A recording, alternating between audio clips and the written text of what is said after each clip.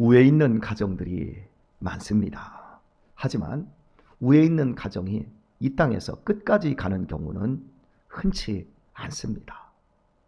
그러면 우에 있는 가정들이 많음에도 불구하고 왜 끝까지 가지 못하는가 보면, 부모님들이 돌아가셨을 때 그때가 그 가정의 가문의 미래의 우애를 결정하는 아주 결정적인 사건이 주어집니다. 그것은 바로 유산 문제입니다. 부모님이 살아계셨을 때는 전혀 발톱을 세우지 않던 자식들이라 할지라도 부모가 돌아간 순간, 그때부터 부모가 가진 재산에 대해서 욕심이 생기고, 그리고 그렇게 우애가 좋게 지냈던 형제들이 자신들의 욕심을 채우기 위해서 이러쿵 저러쿵 하다가 서운하니 더 가졌느니 덜 가졌느니, 나는 장남이니 딸들도 유산의 몫을 챙길 수 있는 권리가 있느니 해가지고 반드시 문제가 생기고, 그런 문제들이 결국에는 형제들의 우애를 금이 가게 하고 원수가 되는 경우들이 왕왕 있음을 보게 되어집니다. 저도 살아오면서 여러 가정들의 장례를 인도를 했고, 그리고 그 뒤에 그렇게 아픈 결과로 형제들이 완전히 산산조각 나는 것들을 보았습니다. 거의 예외 없이 똑같습니다. 어떤 가정이든지 그렇습니다. 예수님 믿는 가정에도 거의 일어나는 일이 바로 부모가 죽고 나면 생기는 유산 문제입니다. 그렇다고 부모들이 그것을 잘 가르치고 또 잘 단도리를 안 했느냐? 부모의 입장에서는 장남에게 돌아갈 몫과 딸들에게 돌아갈 몫을, 그리고 부모가 시집장가 보내고 자식들 전세라도 월세라도 해주면서 돈을 해준 부분으로 부모의 생각에는 공평하게 처리를 했다. 그리고 나중에 선산이라든지 이런 걸 관리해야 될 자식들을 부모가 선택을 하고 분명히 나는 잘했다고 생각을 하는데, 나중에 보면 그렇지 못한 경우들이 더 많다라고 하는 것. 어떤 인생도 공평한 인생이 없고 공평하게 처리할 수 있는 인생이 없어요. 중요한 건 부모가 살았느냐 부모가 죽었느냐만 있는 거지, 결국에는 거의 똑같은 결과들이 이루어집니다. 사람은 언제나 더 가지려는 욕심이 있습니다. 있는 것으로 만족하는 것이 너무나 힘이 듭니다. 그래서 평소에는 그렇게 내가 그냥 살아야지 하고 있다가 부모가 딱 돌아가시고 나면 부모님이 가진 재산이 내 재산처럼 느껴지기 시작합니다. 이게 한 사람만 그러면 상관이 없는데 거의 예외 없이 모든 자식들의 마음이 이렇습니다. 콩 한 조각도 나눠야 된다고 하는 것처럼 정말 작은 밭대기 하나도 나누려고 하는 것이 이게 사람의 심정입니다. 충분히 부모가 살아가면서 어린 시절부터 먹이고 입히고 교육시키고 다 나누어 주었어요. 그래도 지금 내가 어느 정도 살고 있어도 이게 만족이 없어요. 더 많이 가진 사람들일수록 더 치열하게, 더 악랄하게 싸웁니다. 하나님께서는 우리가 살고 있는 이 세상에 충분히 지금 현재 인구가 한 78억 정도, 6억 이렇게 되어도 다 먹고 살 수 있도록 해주셨어요. 그런데 거기에 머리가 좀 좋고 또 힘이 있는 나라들, 그런 사람들이 왕창 가지고 나누지를 않기 때문에 우리의 인생이 이렇게 비루하고 전쟁이 있고 배고픈 사람들이 많이 생기는 것이지요. 충분히 행복할 수 있는데도 불구하고 행복을 충분히 누리지 못하고 있는 것에 자족하지 않는 사람들, 바로 이 욕심이 결국 많은 문제를 일으키게 되어지는 겁니다. 그리고 결국에는 우상인 거예요. 내가 부모님 거 좀 더 가지면 잘 살 수 있을 것 같다. 저것이 있으면 잘 살 것 같다. 우리 자식이 공부를 잘하면 이 다음에 잘 살 것 같아. 우리 남편의 사업이 이번에 성공하면 우리가 잘 살 것 같아. 따라서 하십시다. 우상 숭배다. 우상 숭배입니다, 여러분. 내가 우상을 섬기고 있는 거예요. 잘 사는 거 나쁜 거 아니에요. 우리 자녀들이 공부 잘하고 훌륭하게 되는 거 나쁜 거 아니에요. 우리 집에 돈이 많이 벌어져서 부유하게 되는 거 나쁜 거 아니에요. 여러분들 다 그렇게 되시길 바랍니다. 우리의 자녀들이 다 그렇게 되었으면 좋겠어요. 내 자식들도 다 그렇게 되었으면 좋겠어요. 이거 나쁜 거 아니에요. 그런데 우상 숭배라고 하는 말의 의미를 여러분이 잘 아셔야 됩니다. 우리가 신앙생활하면서 우리 자식 잘 되게 해주세요. 공부 잘 되게 해주세요. 우리 남편 정말 돈 많이 벌게 해주세요. 그걸로 끝. 그게 우상숭배라는 얘기예요. 하나님, 우리 자식들 공부 잘하게 해주시되 가장 하나님을 사랑하고 하나님을 경외할 수 있게 해주옵소서. 거기까지 가야 되는 거예요. 무당들이 헌신하는 거 봤어요? 무당들이 충성하는 거 봤어요? 자기들이 원하는 것만 받아내면 끝이에요. 너 이거 먹어. 내가 섬기는 귀신 이 굿 한 판 이거 1,000만 원짜리야. 이 굿 먹고 이 사람들 축복해주고 당신은 떨어져. 끝나는 거예요. 하나님, 우리 남편 돈 잘 벌게 해주세요. 잘 벌었어. 그리고 하나님 상관하지 마세요. 돈 잘 벌은 후에는 저 사람이 아파트를 사든지 주식으로 떼부자가 되든지 부동산을 해가지고 건물을 몇 채를 갖든지 상관하지 마시고 해외여행을 어떻게 다니고 뭘 골프를 치든지 막 잘 먹고 잘 누리는데 상관하지 마세요. 그게 우상숭배라니까. 하나님, 돈 주세요. 많이 벌게 해주세요. 그래서 많은 사람들에게 나누어 줄 수 있게 하시고 하나님의 나라를 확장할 수 있는 우리 남편, 우리 기업이 되게 해 주옵소서. 여기까지 가야 됩니다. 여기까지 가서 기도하고 더 겸손해져야 그게 우상숭배가 아닌데, 하나님 배부르게 해주세요. 우리도 밥 굶지 않게 해주세요. 하나님, 우리도 옷 잘 입고 살게 해주세요. 하나님, 우리 가정 더 이상 꾸지 않고 꾸어주는 가정 되게 해주세요. 하나님 감사합니다. 하나님 다 복을 주셨더니 이제는 그거 가지고 망하고 병들고 하나님 떠나는 대로 인생을 살아버립니다. 그게 우상숭배라는 거예요. 오늘 많은 사람들이 이 우상숭배의 죄에 빠져 있어요. 우리는 뭐 산소에 가서 절 않네. 우리는 초파이래. 절에 가서 우리는 빌지 않네. 그래서 우리는 우상숭배가 아니네. 아니요. 그거보다 더 큰 우상숭배는 우리가 하나님을 이용해 먹는 거예요. 그리고 하나님을 섬기지 않는 거예요.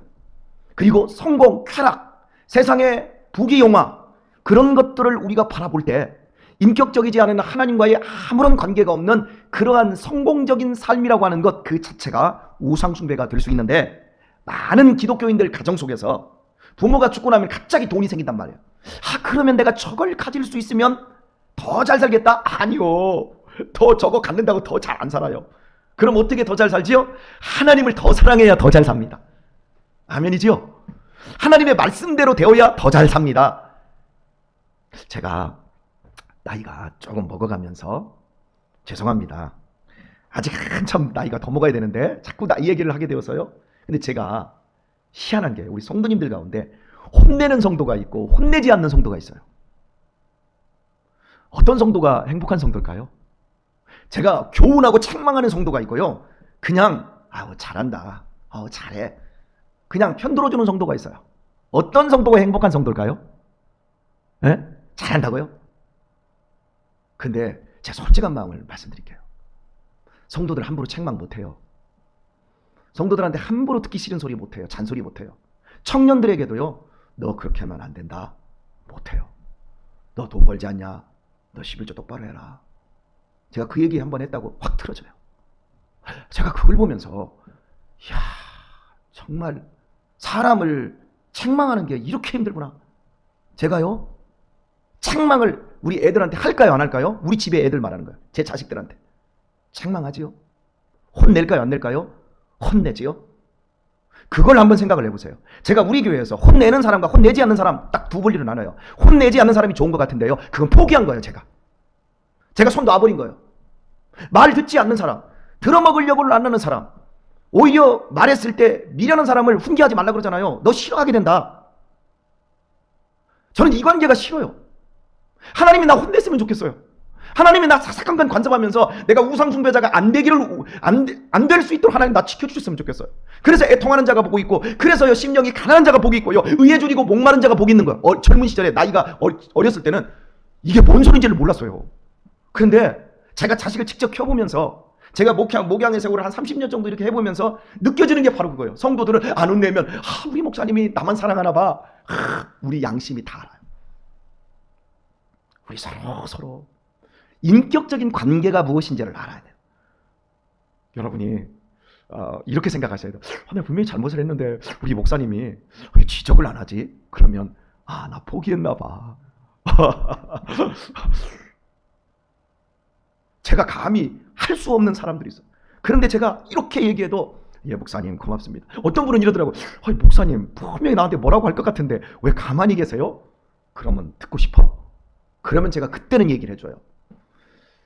여러분, 우리 스스로가 우상숭배자가 되지 않아야 되고, 내가 정말 잘 사는 길이 어디에 있는가를 우리가 알아야 돼요. 하나님의 말씀을 따라 행하고 그 말씀에 내가 더욱 중심에 들어가고 그리고 하나님과의 나와의 그 인격적인 그 관계가 더욱더 깊어져서 그렇게 나를 내려놓고 비우고 나를 부인하며 살 수 있는 길에 우리의 가장 잘 사는 길이 있고 복된 길이 있고 형제 우애할 수 있는 길이 있는 줄 믿습니다. 여러분, 제가 누군가를 더 이렇게 사랑하는 것 같으면 입을 삐쩍삐쩍 거리지 마세요. 우리 목사님이 저 사람만 사랑하네 그러지 마세요. 저 사람이 아직 어리기 때문에 그렇구나, 혼날 일이 많기 때문에 목사님이 저렇게 사랑하나 보다 이러면서 함께 기도해주고, 저렇게 인격적으로 우리 목사님이 저 성도가 저렇게 저런 관계를 잘 가지면서 예수님을 닮아가야 되겠구나 그러면서 옆에서 지원해주고 기도해주는 그런 성도들이 되어야 될 줄 믿습니다. 예, 우리 인생은 나이가 먹어가면서 많은 우여곡절을 겪습니다. 그게 있어야 우리는 커지는 거예요. 대나무가 속이 비었어요. 아시지요? 대나무 속이 빈 거. 우리 옛날에 그거 가지고 활도 만들고 겨울철에는 두툼한 거 딱 잘라서 반절 쫙 쪼개가지고 옆에 쫙 갈라놓은 다음에 그걸 갖다가 불에다 놓고서나 슉 휘어가지고 스키도 타고. 우리 대나무가 옛날에 다 비었으니까 그 고리백정들이 그 대나무 반절 쪼개가지고 막 낫칼로 막 갈아가지고 그걸로 막 광주리 짜고 했던 그 대나무는 속이 비었거든요. 그런데 고다요. 그리고 휘청휘청하면서도 강력해요. 왜요? 마디를 강하게, 이 속이 비었는데 한 이 정도의 그 텀에 매듭을 딱 지었기 때문에 그게 강할 수 있는 거예요. 사람이 우리가 유연해야 돼요. 그냥 막 딱딱하면 부러지거든요. 유연해야 되는데도 속이 강할 수 있는 그 비결은 매듭을 잘 져야 돼요. 우리 인생에서 여러 매듭이 있어요. 결혼이라는 매듭이 있고 또 부모님들 돌아가시는 장례라는 여러 큰 매듭들이 있어요. 그 매듭이 있을 때마다 우리는 하나님의 말씀을 생각해야 됩니다. 예를 들어서요, 내가 결혼해. 부조금 너무 많이 이런 것 쪽에 창념하지 말고, 하나님 감사합니다. 나에게 결혼을 허락하신 하나님 은혜 감사합니다. 내 이 결혼을 하나님의 그 은혜로 조금 영광 돌리고 싶습니다 해가지고 그 결혼식 때 두른 축의금을 가지고 남은 걸 가지고 뭐 딴짓을 하고 뭘 사고 이런 것도 할 수도 있어요. 그거 나쁜 거 아니니까. 그런데 그걸 가지고 저 어려운 가난한 사람들에게, 저 입양기관에 이렇게 조금 더 나누고 보내면서 자꾸 하나님과 연관을 시킬 수도 있고, 이번에 우리 부모님이 돌아가시면서 유산을 좀 남겼네. 나 저거 가지면 잘 살 수 있을 것 같아. 거기에 눈이 확 가닥 뒤집어지는 게 아니라, 저 돈, 나 생각지도 못한 돈이 생겼네. 우리 부모님을 생각해서라도 내가 이 돈 가지고 유익하고 넉넉한 곳에 사용해야지. 그러면서 교회의 어려운 일들이나 아니면 주변의 선교사님들에게 또 개척교회에 그런 것들을 조금 희사하면 얼마나 여러분 잘 사는 길이 열릴까요? 아멘이지요? 그지요? 우리가 그렇게 살아야 되는 거예요. 그런데 꼭 그 중요한 순간순간마다 이렇게 아름답게 매듭을 못 져요. 어제 그저께 제가 우리 집에서 제가 대노를 했습니다. 대노. 지난번에 제가 6년 동안 돼지를 키워서 그 돼지 잡았잖아요. 돼지 잡아서 제가 이 교회에 이렇게 한 게 그게 한 71만 원 되더라고요. 6년 동안 한 거, 그거 작은 돼지지만 우리 이거 하나님 앞에 짜투리 하나까지도 우리 다 드려야 돼 해가지고 얘들이 돼지 잡으면서, 아버지 이거 돼지 잡아서 뭐 사주실 거예요? 우리 피자라도 한 판, 10원 한 장, 피자 한 판 안 사줬어요. 그리고 이거 하나님께 드리는 거예요. 우리의 전 인생 짜투리까지도 하나님 앞에 다 드리는 거야 하고서나 얼마나 무거웠던지 아시죠? 그걸 낑낑대고 들고 다녀. 한번 들어봐. 드는 것으로 애들이 기쁨을 삼게 해주었어요. 그리고 싹 왔어요. 그리고 제가 그 다음 주간에 여러분, 우리 돼지 잡았으니까 내 돈을 또 18만 원을 들여서 우리 애들 선물 60개를 해가지고 그 돈 말고 이건 따로 드리고, 그리고 그걸 해서 우리 애들과 또 젊은 성도들, 이거 뭐 받은 성도들은 이게 별로 아닌 것 같아도 그거 만들어서 60개를 만들어서 저는 대단히 피박을 쓴 거예요. 아시죠? 예. 그렇게 해서 하나님 앞에 드렸어요. 그리고 제가 돼지를 2마리를, 우리 유신이가 2마리를, 검은 돼지를 사왔어요. 이번에는 하얀 돼지가 아니고 노란 돼지가 아니고 2마리를 사와서 유하고 유민이를 줬어요. 그리고 이제부터 또 하나님 앞에 돼지를 1마리 키우자 이러고 돼지를 키우게 했는데 열흘도 안 돼가지고 돼지 배가 갈라져 있어요. 그리고 거기다 넣었던 걸 싹 끓여가지고 다 먹어버렸어요. 돼지 배가 갈라진 걸, 그걸 보면서 내 배가 갈라진 것 같고 내 심장에 신앙이 무너진 것 같았어요. 그래서 제가 화를 냈어요. 이거 왜 잡았냐? 그랬더니 잡고 싶었대요. 왜? 그랬더니 그 안에 있는 돈을 갖고 싶었대요. 나중에 그놈이 부모도 안 잡겠습니까? 돈이라고 하면 환장하는데. 아버지가 어떻게 키우는데, 아버지가 어떤 모습을 보여주는데, 아버지가 짝투리 하나까지도 하나님 거라고, 우리의 온 몸뚱이, 우리의 모든 비전, 우리의 모든 인생의 목적, 하나님께 영광 돌리며 살아야 그것이 삶이라고 아무리 가르쳐줘도 그 통장 안에 들어있는, 이 돼지 속에 들어있는 그 몇백 원, 몇천 원이 그게 그렇게 목마다라지는, 그거 꺼집어내면 잘 살고 가고 행복할 것 같아요. 여러분, 우리들이 그래요. 제가 왜 이 얘기를 하고 있냐면, 오늘 본문의 배경이 그런 거예요. 므낫세 왕의 이야기를 이제 하기 시작할 거예요. 가장 위대한 왕, 이스라엘의 가장 위대한 왕 다윗 왕이지요. 그 다윗 왕보다도 더 위대한 왕이 오히려 히스기야 왕일 수도 있습니다. 그런 훌륭한 아버지, 종교개혁을 일으켰던 훌륭한 아버지의 아들이 므낫세인데, 그 므낫세가 55년간 통치하면서 이스라엘 유다 백성들이 바벨론으로 끌려갈 수밖에 없는 결정적인 패악을 저지릅니다.